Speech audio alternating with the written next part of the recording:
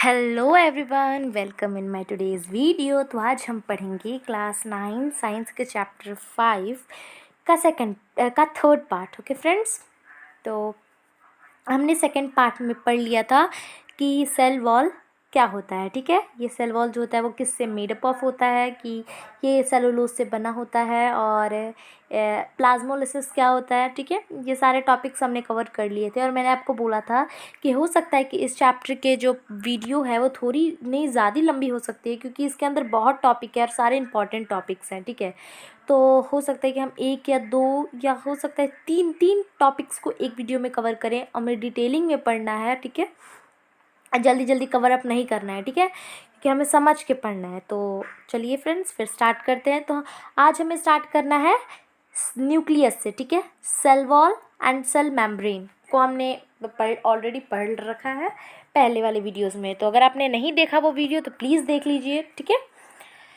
तो चलिए स्टार्ट करते हैं हम।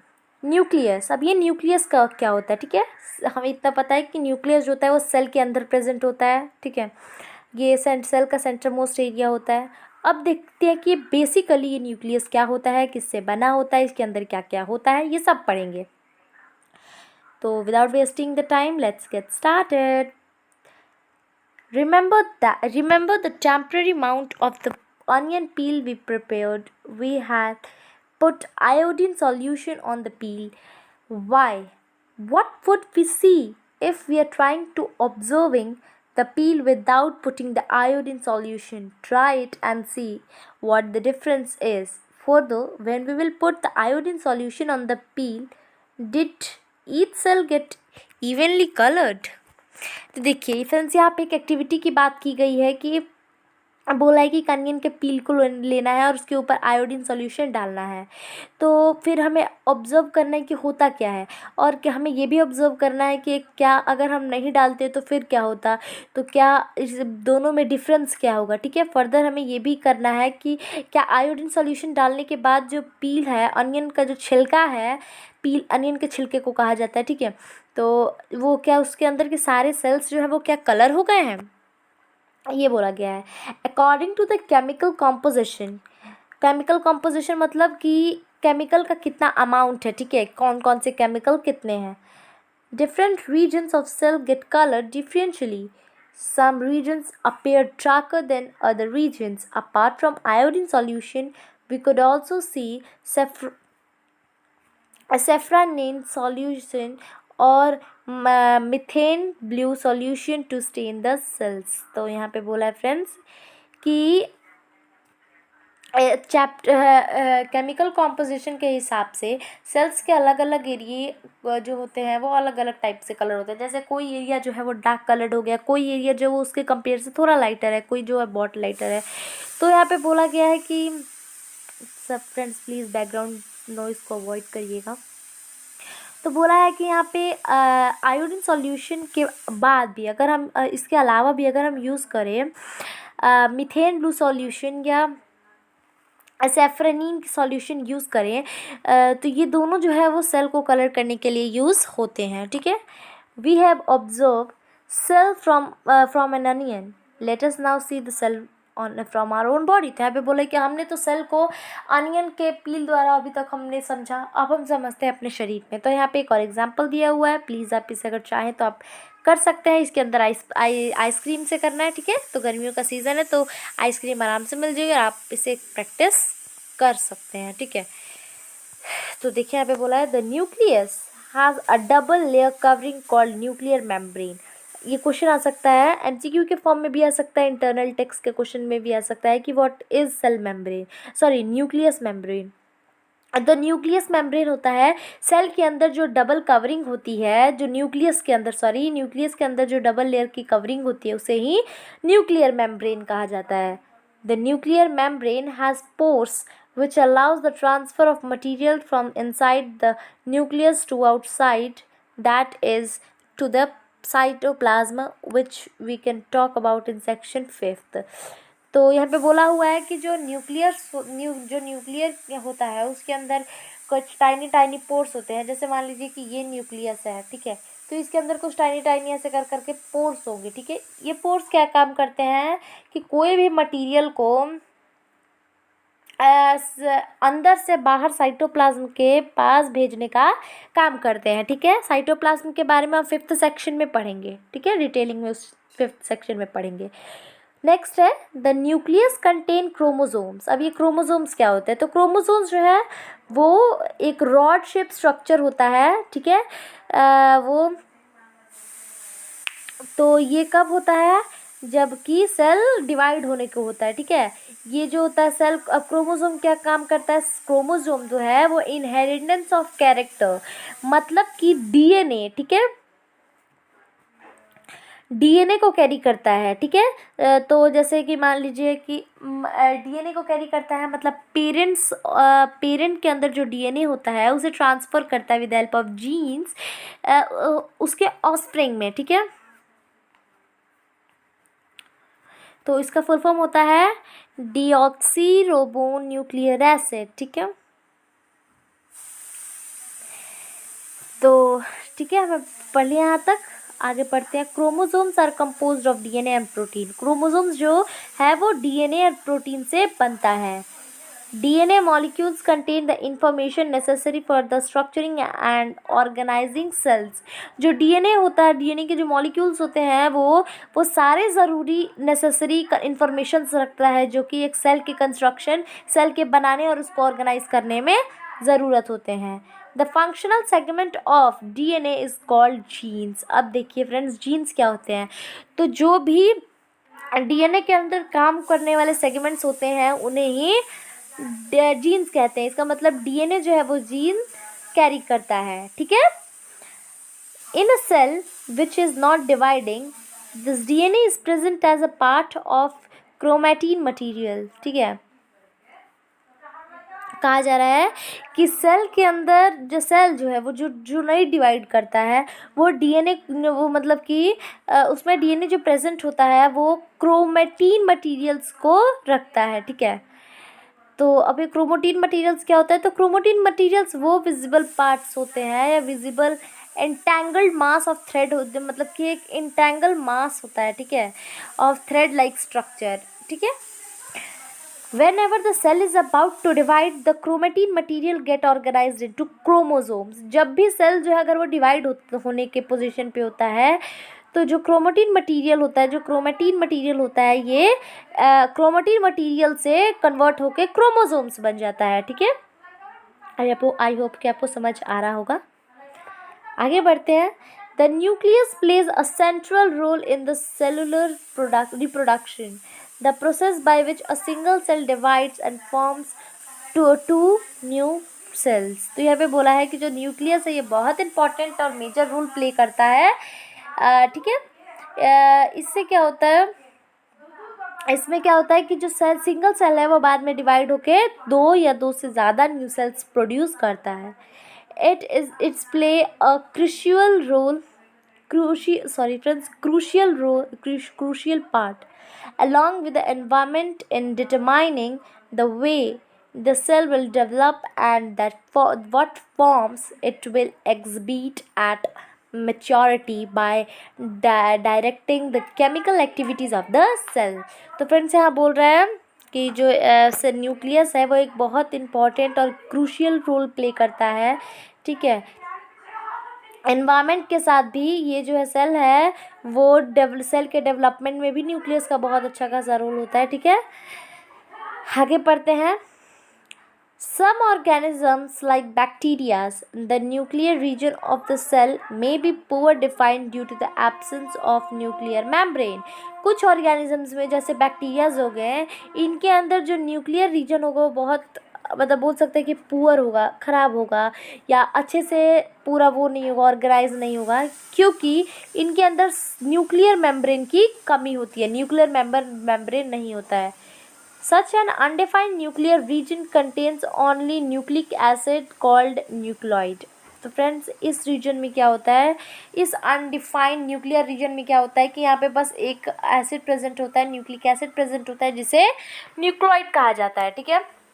such organisms whose cell lacks a nuclear membrane are also called prokaryote cells. अब प्रो मतलब क्या होता है, प्राइमरी, कैरियोट मतलब कैरियन या न्यूक्लियस। तो देखिए फ्रेंड्स, यहाँ बोल रहे हैं कि जो सेल के अंदर न्यूक्लियर मेम्ब्रेन नहीं होता है या अनडिफाइंड होता है, उस सेल्स को कहा जाता है प्रोकैरियोटिक सेल्स या प्रोकैरियोटिक ऑर्गेनिजम्स। ठीक है, जिनके अंदर well defined cell nuclear membrane नहीं होता है। प्रो का मतलब होता है प्राइमरी, जो चीज़ नया नया हो, या कैरियोटिक का मतलब होता है न्यूक्लियस। ठीक है, न्यू न्यूक्लियस। ठीक है, आगे बढ़ते हैं। Nucleus organism with cells having a nuclear membrane are called eukaryotic sales.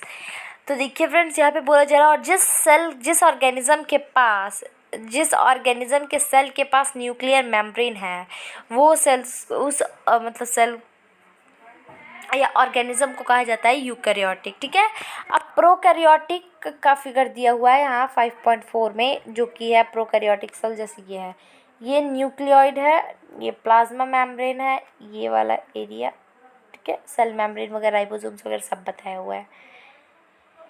Prokaryotic cells also lack most of the other cytoplasmic organelles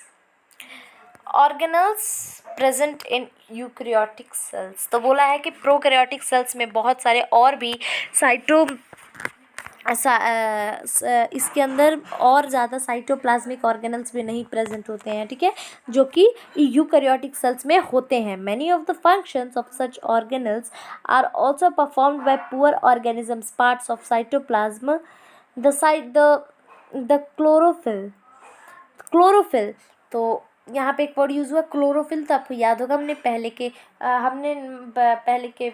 पहले भी ये पढ़ा होगा, क्लोरोफिल क्या होता है। ग्रीन कलर पिगमेंट होता है ये एक। ठीक है, जो कि कोई भी प्लांट को ग्रीन कलर देने के लिए यूज़ होता है। ये प्रेजेंट ही होता है स्टोमेटा में। ठीक है, तो बोला जा रहा है कि जो बहुत सारे फंक्शंस होते हैं ऑर्गेनल्स के, जो कि बहुत पुअरली परफॉर्म करते हैं, क्योंकि इनके अंदर बहुत से पार्ट्स एब्सेंट होते हैं। जो क्लोरोफिल होता है, in the process of photosynthesis prokaryotic bacteria is associated with the membrane membranous vesicles bag like structure but not with plastid as in eukaryotic cell। यहाँ कहा जा रहा है कि जो क्लोरोफिल है, जो कि प्रोकैरियोटिक सेल्स में जो होता है, ये एक वेसिकल्स के साथ एसोसिएटेड होता है, जिसका स्ट्रक्चर जो बैग लाइक होता है, जिनके अंदर प्लास्टिड नहीं होता। ठीक है, अब प्लास्टिड का एक एग्जाम्पल यूकैरियोटिक सेल के अंदर जैसे होता है। ठीक है, अब हम पढ़ेंगे साइटोप्लाज्म के बारे में। ठीक है, तो देखते हैं साइटोप्लाज्म क्या होता है। When we look at temporary mound of onion peel as well as human cheek cell मतलब जो हमारे गाल के पास जो सेल्स होते हैं, उन्हें cheek cells कहा जाता है। We can see a large region of each cell enclosed by cell membrane. This membrane takes up very little stain, it is called cytoplasm. देखिए फ्रेंड्स, अगर हमने अनियन के छिलके में देखा या ह्यूमन के चीक में देखा, तो एक बहुत लार्ज एरिया होता है जो कि सेल्स द्वारा इनक्लोज होता है बाय सेल मेम्ब्रेन। तो ये जो एरिया है वो बहुत लिटिल स्टेन करता है। ठीक है, इसे ही हम बोलते हैं साइटोप्लाज्म। तो cytoplasm is a fluid content inside the plasma membrane. अब देखिए, जैसे मान लीजिए अगर हम फिगर से समझते हैं, तो मान लीजिए ये जो है वो सेल मेम्ब्रेन है, सेल वॉल है, इसके अंदर ये सेल मेम्ब्रेन हो गया।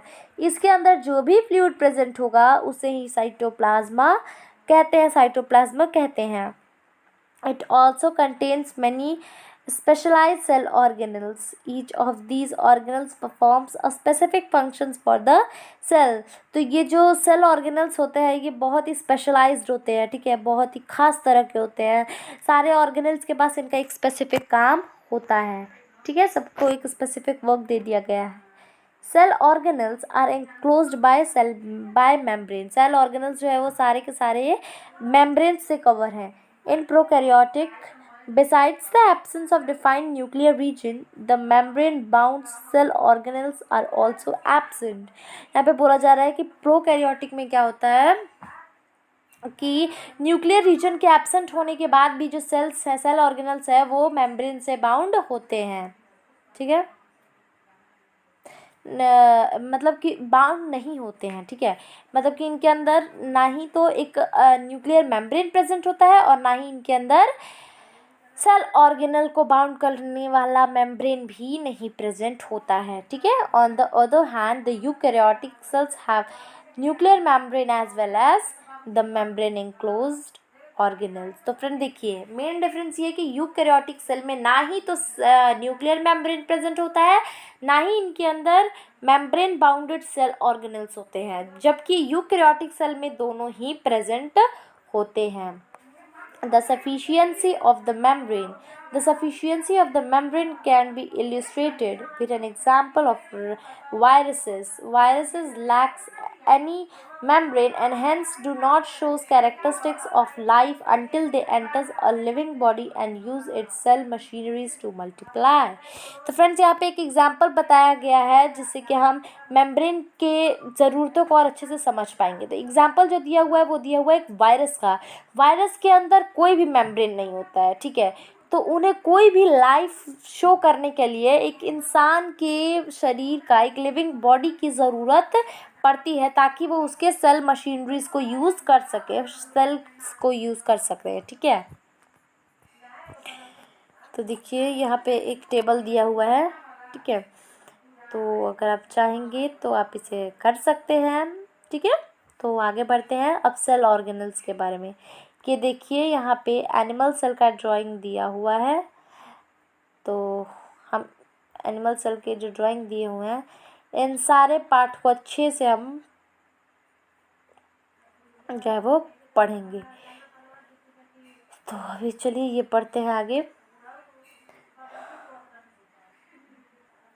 तो देखिए friends, cell organelles, every cell has a membrane around it to keep its content separate from the external environment. देखिए फ्रेंड्स, यहाँ कहा गया है कि हर सेल के पास मेम्ब्रेन्स होते हैं जो कि जो कि इस्तेमाल होते हैं सेल के अंदर के कंटेंट्स को, जैसे कि न्यूक्लियस को, इन सब को एक्सटर्नल जैसे साइटोप्लाज्मिक के फ्लूइड से सेपरेट करने के लिए, ठीक है। Large and complex cells, including cells from multicellular organisms, needs a lot of chemical activity to support their complicated structure and function. तो फ्रेंड्स यहाँ कहा जा रहा है कि ये बहुत सारे लार्ज सेल्स रहते हैं, जैसे कि जिसमें हम मल्टी सेलुलर ऑर्गेनिजम्स को इंक्लूड कर सकते हैं।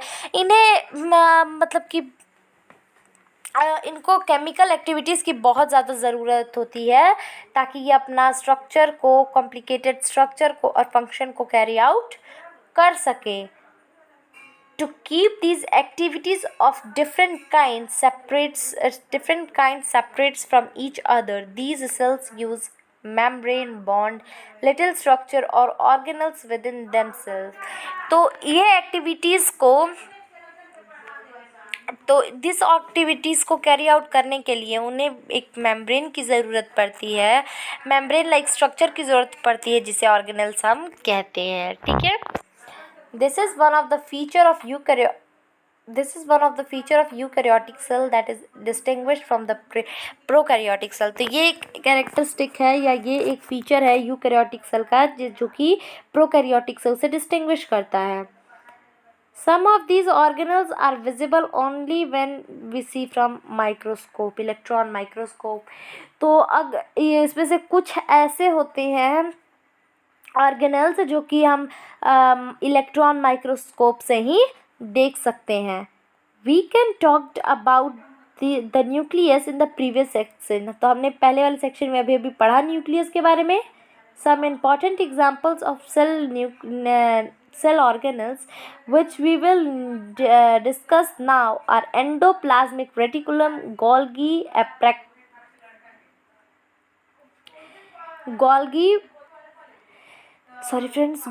apparatus, lysosomes, mitochondria and plastids। Friends ये सारे एक इम्पॉर्टेंट सेल ऑर्गेनल्स है जो कि सेल्स के अंदर प्रेजेंट होते हैं। they are important because they carry out some of the very crucial functions in cell। तो ये बहुत ज़रूरी होती है क्योंकि ये बहुत सारे crucial important works को परफॉर्म करते हैं। ये फिगर से आप देख सकते हो कि क्या कौन क्या होता है, ठीक है। तो अगर आप फिगर को देखेंगे ध्यान से तो ये आप देख सकते हो कि ये वाले जो एरिया है, ये वाले एरियाज उसे कहते हैं गोल्गी। यही जो है वो गोल्गी, मतलब गोल्गी का जो स्ट्रक्चर होता है मैं आपको बता देती हूँ। तो वो कुछ इस टाइप में होता है, ऐसे करके कुछ स्माइली इस टाइप इसका स्ट्रक्चर होता है, ठीक है। ऐसे करके होता है इसका स्ट्रक्चर, ठीक है। तो इसी को गोल्गी कॉम्प्लेक्स या गोल्गी एपरेटस कहा जाता है। अब सॉफ्ट एंडोप्लाज्मिक रेटिकुलम ये है, जैसे मान लीजिए ये न्यूक्लियस है, ठीक है, ये न्यूक्लियस मेम्ब्रेन है। ये रफ वाला एरिया, मतलब मान लीजिए अगर ये न्यूक्लियस है तो उससे एक ऐसे ऐसे ऐसे ऐसे करके लाइनिंग होती है, ठीक है।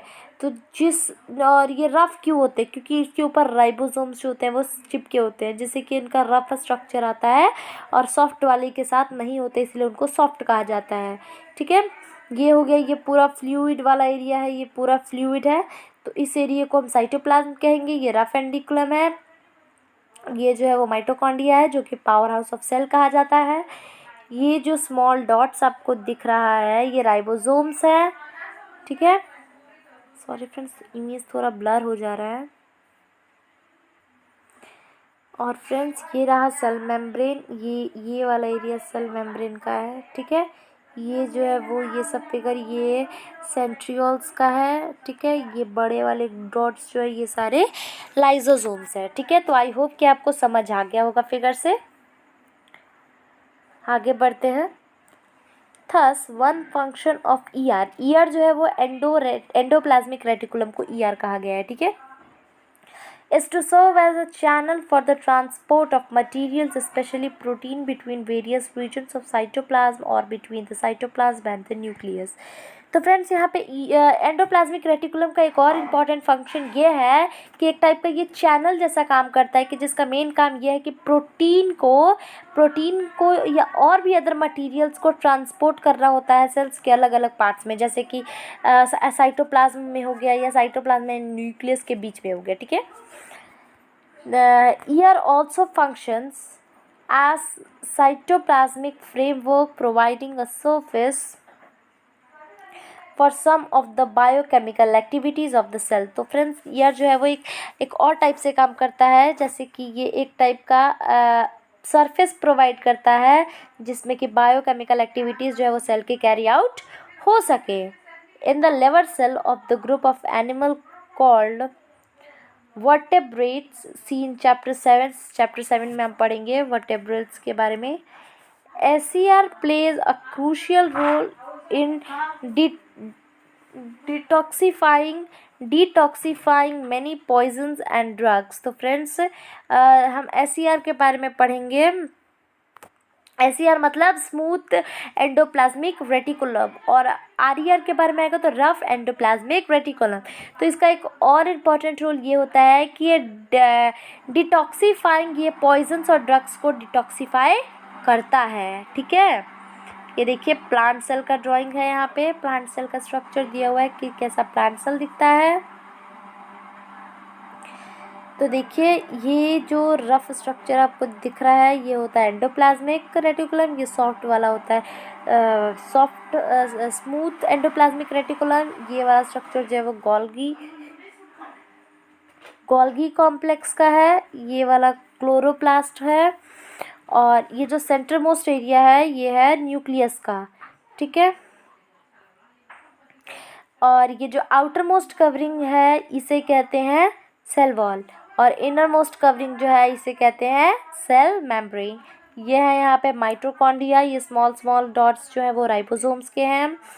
ये जो वॉल है एक एडजस्टेड वॉल है, सेल वॉल के पास एक एडजस्टेड वॉल है, ये जो है वो आउटर एनवेलप है एक टाइप का, ठीक है।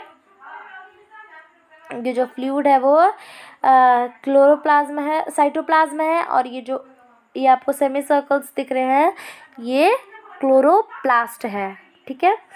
यहाँ पे एक केस स्टडी दिया हुआ है गोल्गी, ठीक है, इनके बारे में हम थोड़ा पढ़ लेते हैं। तो फ्रेंड्स चलिए पढ़ लेते हैं इनके बारे में। तो Camillo Golgi was born at Corteno near Brescia in year 1843। तो फ्रेंड यहाँ पे एक पर्सन है जिनका नाम कैमिलियो गोल्गी है, जो कि कॉर्टेनो में बॉर्न हुए थे, जो कि एक कंट्री है, मतलब कि हो सकता है कि ये कंट्री है, ठीक है, ब्रिशिया के पास, ठीक है। तो कब ये बॉर्न हुए थे? 1843 में। तो इन्होंने अपनी मेडिकल की स्टडी जो थी एक यूनिवर्सिटी से की थी, जो कहाँ था? पाविया में था, ठीक है। पाविया में एक यूनिवर्सिटी था, मेडिसिन की यूनिवर्सिटी थी, वहाँ से इसने पढ़ाई की थी इन्होंने। After graduating in 1865, he continued to work in Pavia at the Hospital of St. Matteo। तो इन्होंने अपने ग्रेजुएशन करने के बाद, ग्रेजुएटिंग करने के बाद इन्होंने पैविया में ही काम करना स्टार्ट कर दिया, एक हॉस्पिटल में जिसका नाम था सेंट एसटी, मतलब संत या सेंट मेंटियो, ठीक है, ये नाम था उस हॉस्पिटल का। At that time most of his investigations were concerned with the nervous system, ठीक है। In year 1872 he accepted the post of chief medical officer at the hospital for the chronically sick at Abbiategrasso. तो friends यहाँ कहा जा रहा है कि उसी टाइम पे ये जो ज़्यादातर अपनी इन्वेस्टिगेशंस करते थे वो नर्वस सिस्टम के साथ रिलेटेड होता था, ठीक है। और 1872 में इन्हें चीफ मेडिकल ऑफिसर के पोस्ट दे दिया गया था उसी हॉस्पिटल में, ठीक है।